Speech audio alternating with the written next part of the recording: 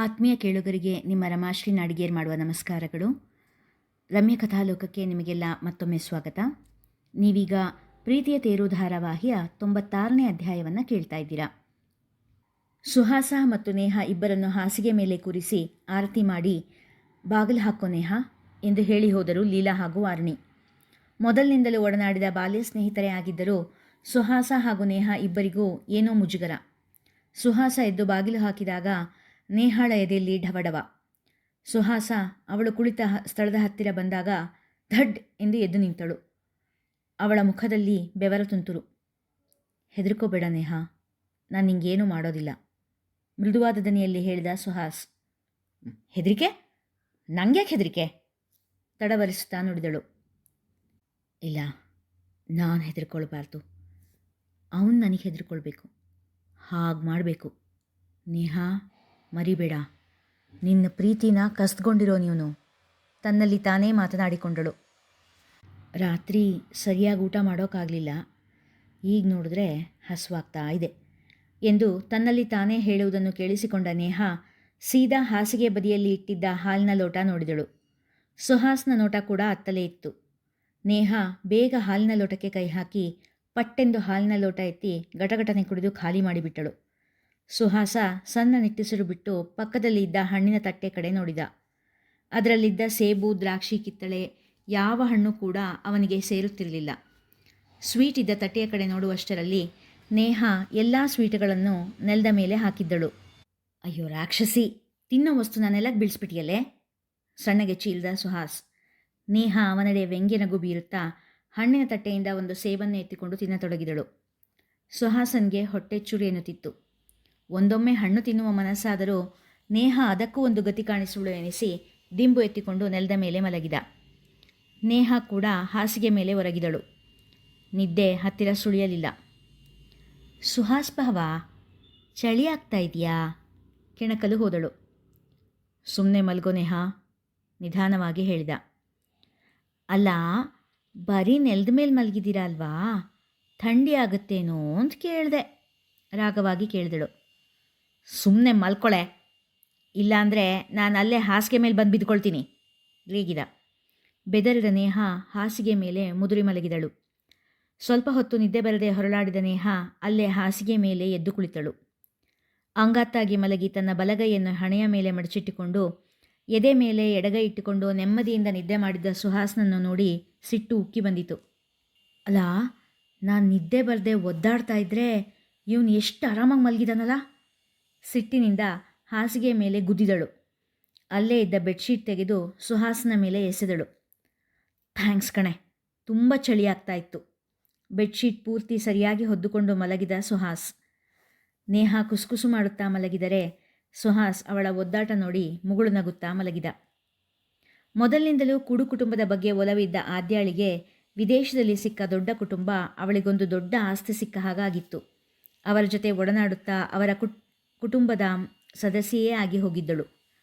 ಆಗೊಮ್ಮೆ ಈಗೊಮ್ಮೆ ಆದಿತ್ಯನ ನೆನಪು ಕಾಡಿದರೂ ಅವನನ್ನು ಮರೆಯುವಲ್ಲಿ ಮುಕ್ಕಾಲು ಪಾಲು ಯಶಸ್ವಿಯಾಗಿದ್ದಳು.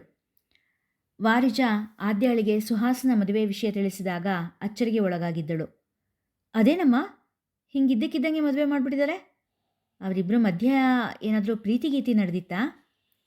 ಅದೂ ಅಲ್ಲದೆ ನೇಹ ಇನ್ನೂ ಚಿಕ್ಕೋಳು, ಓದ್ತಾ ಇದ್ದೋಳನ್ನ ಹಸೆಮಣೆ ಮೇಲೆ ಕೂರಿಸ್ಬಿಟ್ರಾ? ಸುಹಾಸನ ಒಲವು ತನ್ನ ಕಡೆ ಇದೆ ಎಂಬುದನ್ನು ಅರಿತು ಕೂಡ ಈ ಮಾತು ಹೇಳಿದ್ದಳು ಆದ್ಯ. ಅದೆಲ್ಲ ಏನೂ ಇಲ್ಲ ಕಣೆ, ಮಂಜಣ್ಣಂಗೆ ಹಾರ್ಟ್ ಅಟ್ಯಾಕ್ ಆಗಿಬಿಡ್ತಂತೆ. ಮುಂದಿನ ಮಾತನ್ನು ಕೇಳಿಸಿಕೊಳ್ಳಲೇ ಇಲ್ಲ ಆದ್ಯ. ಏನೋ, ಮಂಜು ಚಿಕ್ಕಪ್ಪಂಗೆ ಹಾರ್ಟ್ ಅಟ್ಯಾಕ್ ಆಯ್ತಾ? ಯಾವಾಗ? ಯಾಕೆ? ಈಗ ಹೇಗಿದ್ದಾರೆ? ಒಂದೇ ಸಮನೆ ಪ್ರಶ್ನೆಗಳ ಬಾಣ ತೂರಿದ್ದಳು. ವಾರಿಜ ಹೇಳುವ ಉತ್ತರ ಕೇಳುವ ತಾಳ್ಮೆ ಕೂಡ ಇಲ್ಲದೆ, ಅಮ್ಮ, ನಾನು ಈಗ ಮೊದಲು ಚಿಕ್ಕಪ್ಪನ ಹತ್ರ ಮಾತಾಡಬೇಕು, ನಿಂಗೆ ಆಮೇಲೆ ಫೋನ್ ಮಾಡ್ತೀನಿ ಎಂದು ಹೇಳಿ ಕರೆ ಕತ್ತರಿಸಿದಳು. ಆದ್ಯಾಳಿಗೆ ಮಂಜಣ್ಣನ ನೆನಪು ತೀವ್ರವಾಗಿ ಕಾಡಿತ್ತು. ಅದಿತಿಯ ಮದುವೆ ದಿನ ಅವರು ತನಗೆ ನೀಡಿದ ಧೈರ್ಯ, ತೋರಿಸಿದ ಪ್ರೀತಿ, ಕಾಳಜಿ ಎಲ್ಲ ನೆನಪಾಗಿತ್ತು. ತಂದೆಯ ರೀತಿ ತನಗೆ ಬೆಂಬಲವಾಗಿ ನಿಂತು ತನ್ನ ದುಃಖ ಕಡಿಮೆ ಮಾಡಿ ಸಮಾಧಾನ ಮಾಡಿದ ಚಿಕ್ಕಪ್ಪ ಅವಳಿಗೆ ಸ್ವಲ್ಪ ಹೆಚ್ಚೇ ಆತ್ಮೀಯರಾಗಿದ್ದರು. ಊರಿಂದ ಬಂದ ಮೇಲೂ ಕೂಡ ಆಗಾಗ್ಗೆ ಫೋನ್ ಮಾಡಿ ಕ್ಷೇಮ ವಿಚಾರಿಸುತ್ತಾ ಒಂದಿಷ್ಟು ಧೈರ್ಯದ ಮಾತು ಹೇಳುತ್ತಿದ್ದರು. ಅವರ ಬುದ್ಧಿಮಾತುಗಳ ಪರಿಣಾಮವಾಗಿಯೇ ಅವಳು ಆದಿತ್ಯನ ನೆನಪಿನಿಂದ ಹೊರಬರುವಂತಾಗಿತ್ತು. ಅಂತಹ ಚಿಕ್ಕಪ್ಪನಿಗೆ ಹಾರ್ಟ್ ಅಟ್ಯಾಕ್ ಎಂಬ ಮಾತು ಕೇಳಿ ದುಃಖ ತಡೆಯದಾಗಿದ್ದಳು ಆದ್ಯ. ಸ್ವಲ್ಪ ಹೊತ್ತು ಅತ್ತು ಸಮಾಧಾನ ಮಾಡಿಕೊಂಡ ಆದ್ಯ ವಾರುಣಿಯ ನಂಬರಿಗೆ ಫೋನ್ ಮಾಡಿದಳು. ಚಿಕ್ಕಿ, ಚಿಕ್ಕಪ್ಪ ಹೇಗಿದ್ದಾರೆ? ಪರದೆ ಮೇಲೆ ಕಂಡ ಆದ್ಯಾಳ ಅಳುಮೋರೆ ಕಂಡು ವಾರುಣಿಯ ಅಂತಃಕರಣ ಕಲಕಿತ್ತು. ಯೋಚನೆ ಮಾಡೋಷ್ಟೇನಿಲ್ಲ ಆದ್ಯ, ಈಗ ಆರಾಮಾಗಿದ್ದಾರೆ. ಅವ್ರ ಹತ್ರನೇ ಫೋನ್ ಕೊಡ್ತೀನಿ, ಮಾತಾಡು ಎನ್ನುತ್ತಾ ಹಾಸಿಗೆಯ ಮೇಲೆ ಅಡ್ಡಾಗಿದ್ದ ಮಂಜಣ್ಣನ ಕೈಲಿ ಫೋನ್ ಕೊಟ್ಟರು. ಅಳುತ್ತಲೇ ತನ್ನ ಆರೋಗ್ಯ ವಿಚಾರಿಸಿಕೊಂಡ ಆದ್ಯಾಳ ಮೇಲೆ ಮುದ್ದುಕ್ಕಿ ಬಂದಿತ್ತು. ತನಗೇನೂ ಆಗಿಲ್ಲ ಎಂದು ಅವಳನ್ನು ಸಮಾಧಾನ ಮಾಡುವಷ್ಟರಲ್ಲಿ ಮಂಜಣ್ಣನಿಗೆ ಸಾಕು ಬೇಕಾಗಿತ್ತು. ಆದ್ಯ ಪುಟ್ಟಿ, ನೀನು ಹೆಂಗಿದ್ದಿ? ಯಾವಾಗ ಬರ್ತೀಯ ಈ ಕಡೆ ಎಂದಾಗ, ಚಿಕ್ಕಪ್ಪ, ನಾನು ಪೂರ್ತಿ ಆರಾಮಾಗೇ ಇದ್ದೀನಿ, ಮತ್ತು ಅಲ್ಲಿಗೆ ಬರೋದು ಎಂದು ಒಂದು ಕ್ಷಣ ಮಾತು ನಿಲ್ಲಿಸಿ, ಪೂರ್ತಿಯಾಗಿ ಹೊಸ ಆದ್ಯ ಆದಮೇಲೇ ಬರ್ತೀನಿ ಎಂದಳು. ಮಂಜಣ್ಣ ಸಮಾಧಾನಗೊಂಡರು ಅವರ ಉತ್ತರ ಕೇಳಿ. ಆಮೇಲೆ ವಾರುಣಿಯೊಂದಿಗೂ ಸ್ವಲ್ಪ ಹೊತ್ತು ಮಾತನಾಡಿ ಧೈರ್ಯದ ಮಾತಾಡಿದಳು ಆದ್ಯ. ಇಂಥ ಅಂತಃಕರಣ ಇರೋ ಮಕ್ಕಳನ್ನು ಪಡೆಯೋದಕ್ಕೂ ಪುಣ್ಯ ಮಾಡಿರಬೇಕು. ವಾರಿಜಕ್ಕ ಈ ವಿಷಯದಲ್ಲಿ ಅದೃಷ್ಟವಂತೆ ಅಂದುಕೊಂಡಳು ವಾರುಣಿ ಮನದಲ್ಲಿ. ಅತ್ತೆ, ಎಲ್ಲ ಬದುಗಳ ಮೇಲೂ ನುಗ್ಗೆ ಗಿಡ ಹಾಕ್ಸೋಣ. ಕಾಯಿಗೂ ಒಳ್ಳೆ ಬೆಲೆ ಇದೆ, ನುಗ್ಗೆ ಸೊಪ್ಪಿಗೂ ಒಳ್ಳೆ ಬೆಲೆ ಇದೆ. ಕಡಿಮೆ ಅಂದರೂ ವರ್ಷಕ್ಕೆ 2-3 ಲಕ್ಷ ಬರುತ್ತೆ. ಹೊಲದ ಮಧ್ಯೆ ನಡೆಯುತ್ತಾ ಹೇಳಿದಳು ಅದಿತಿ. ಸರಿ ಕಣಮ್ಮ, ನಮ್ಮ ಮಾದಂಗೆ ಹೇಳಿದ್ರೆ ಅವನ್ನೆಲ್ಲ ನೋಡ್ಕೊಳ್ತಾನೆ ಎಂದರು ಸೌಭಾಗ್ಯಮ್ಮ. ಅದಿತಿ, ಅವರಿವರಾಡೋ ಮಾತಿಗೆಲ್ಲ ತಲೆ ಕೆಡಿಸ್ಕೊಳ್ಬೇಡ ಕಣಮ್ಮ. ನೀನು ನಮ್ಮನೆಗೆ ಅದೃಷ್ಟ ಲಕ್ಷ್ಮಿ. ನಿನ್ನ ಮಾವ ಮನೆ ಬಿಟ್ಟು ಹೋಗೋದಕ್ಕೆ ನಿನ್ನ ಕಾಲ್ಗುಣ ಅಲ್ಲ ಕಾರಣ, ಅವ್ರ ಆಲಸ್ತನ ಮತ್ತು ಅವ್ರ ಕೆಟ್ಟ ಚಟಗಳು ಎಂದವರಿಗೆ ಗಂಡನ ನೆನಪಿನಿಂದ ನಿಟ್ಟುಸಿರಿಂದ ಹೊರಬಿದ್ದಿತು. ಇಲ್ಲ ಅತ್ತೆ, ಕಂಡೋರ ಮಾತಿಗೆ ನಾನು ಯಾವತ್ತೂ ತಲೆ ಕೆಡಿಸ್ಕೊಂಡೋಳೆ ಅಲ್ಲ. ಆದರೂ ನಾವು ಮಾವನ ಹುಡುಕೋ ಪ್ರಯತ್ನ ಯಾಕೆ ಮಾಡಬಾರ್ದು ಅಂತ ಅನ್ನಿಸ್ತಾ ಇದೆ ಎಂದಳು ಅದಿತಿ. ಅದಿತಿ, ಆ ಸಾಹಸ ಮಾತ್ರ ಬೇಡ ಕಣಮ್ಮ.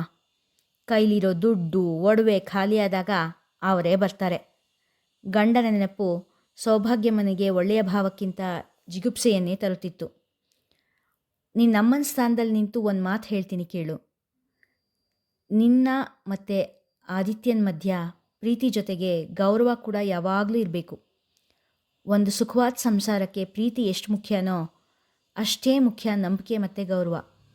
ಏನೇ ಆದರೂ ಒಬ್ಬರ ಮೇಲೆ ಇನ್ನೊಬ್ಬರಿಗೆ ಎಷ್ಟೇ ಬೇಸರ, ಸಿಟ್ಟು ಏನೇ ಇದ್ರೂ ಮಾತಾಡಿ ಪರಿಹರಿಸ್ಕೊಳ್ಳಿ.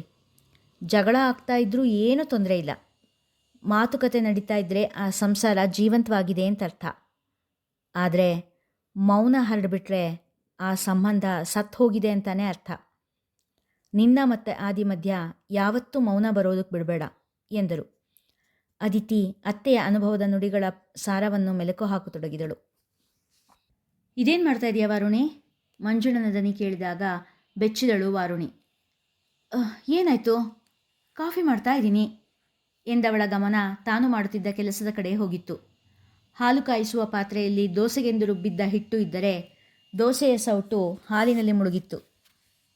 ಅಯ್ಯೋ ನನ್ನ ಕರ್ಮವೇ, ಕೈ ಹಣೆಯ ಮೇಲಾಡಿತ್ತು. ಏನೋ ಯೋಚನೆ ಮಾಡ್ತಾ ಇದ್ದೆ, ಹಾಗಾಗಿ ಎಡವಟ್ಟು. ಮಂಜಣ್ಣ ವಾರುಣಿಯ ಸಮೀಪ ಬಂದರು. ನೇಹಾನ್ ಬಗ್ಗೆ ಯೋಚನೆ ಮಾಡ್ತಿದ್ಯಾ? ಅವಳಿರೋದು ನಿಮ್ಮ ಅಣ್ಣನ ಮನೆಯಲ್ಲಿ. ಸುಹಾಸ, ಲೀಲಾ, ವಾಗೀಶ ಎಲ್ಲರೂ ಅವಳನ್ನು ರಾಣಿ ಹಾಗೆ ನೋಡ್ಕೊಳ್ತಾರೆ ಎಂದರು ಹಗುರವಾಗಿ ಬಳಸುತ್ತಾ. ಗಂಡನ ಎದೆಯ ಮೇಲೆ ಆಶ್ರಯ ಪಡೆದ ವಾರುಣಿ, ನಂಗೆ ಗೊತ್ತು ರೀ, ಅವರೆಲ್ಲ ನೇಹಾನ್ ರಾಣಿ ಥರ ನೋಡ್ಕೊಳ್ತಾರೆ. ಆದರೆ ಆ ಮೂರ್ಖ ಹುಡುಗಿ ಏನು ಅವಾಂತರ ಮಾಡ್ತಾಳೋ ಅಂತ ನಂಗೆ ಭಯ ಆಗ್ತಿದೆ ಮನದಲ್ಲೇ ಹೇಳಿಕೊಂಡರು. ಮಗಳನ್ನು ನೋಡಬೇಕು ಅನ್ನಿಸ್ತಿದೆಯಾ? ಎಷ್ಟು ಮಹಾ ದೂರ ಇದೆ, ಬಾ ಹೋಗ್ಬರೋಣ ಮಂಜಣ್ಣ ಹೇಳಿದಾಗ ವಾರುಣಿ ತಟ್ಟನೆ ಅಣ್ಣನ ಮನೆಗೆ ಹೋಗಲು ಸಿದ್ಧರಾದರು. ಚಿಂತೆಯಿಂದ ಕುಳಿತಿದ್ದ ವಾರಿಜಾಳ ಪಕ್ಕದಲ್ಲಿ ಬಂದು ಕುಳಿತರು ಶ್ರೀಕಾಂತ್. ಏನು ವಾರಿಜಾ ಮೇಡಮ್ ಅವ್ರ ತಲೆಯಲ್ಲಿ ಏನೋ ಓಡ್ತಾ ಇರೋ ಹಾಗಿದೆ ಹಾಸ್ಯವಾಗಿ ಕೇಳಿದರು. ಅಲ್ಲ ರೀ, ನೇಹಾ ನಮ್ಮ ಆದ್ಯಾಗಿಂತ ಚಿಕ್ಕೋಳು, ಅವಳ ಮದುವೆ ಆಗೋಯ್ತು, ಇನ್ನೂ ನಮ್ಮ ಆದ್ಯ ಮದುವೆ ಆಗಿಲ್ವಲ್ಲ, ಬೇಗ ಒಂದು ಒಳ್ಳೆ ಸಂಬಂಧ ನೋಡ್ಬಿಡ್ಬೇಕು ಅವಳಿಗೆ ಎಂದರು ಚಿಂತೆಯಲ್ಲಿ. ಆದ್ಯ ಓದೋಕ್ಕೆ ಹೋಗಿಲ್ವವರು? ಆರಾಮಾಗಳು ಓದಿ ಮುಗಿಸ್ಲಿ, ಆಮೇಲೆ ಅವಳ ಮದುವೆಗೆ ಸಿದ್ಧ ಅಂತ ಹೇಳಿದ್ಮೇಲೆ ಒಂದೊಳ್ಳೆ ಸಂಬಂಧ ನೋಡಿದ್ರಾಯ್ತು, ಅದಕ್ಕೆ ಚಿಂತೆ ಯಾಕೆ ಎಂದರು ನಿರ್ಯೋಚನೆಯಿಂದ. ಅಯ್ಯೋ ಹಂಗಲ್ಲ ರೀ, ಆದ್ಯಾಗಿಂತ ಚಿಕ್ಕೋಳಿಗೆ ಮದುವೆ ಆಗಿ ಆದ್ಯಂಗಾಗಿಲ್ಲ ಅಂದರೆ ನೋಡಿದ ಜನ ಏನು ಅಂದ್ಕೊಳ್ಳಲ್ಲ.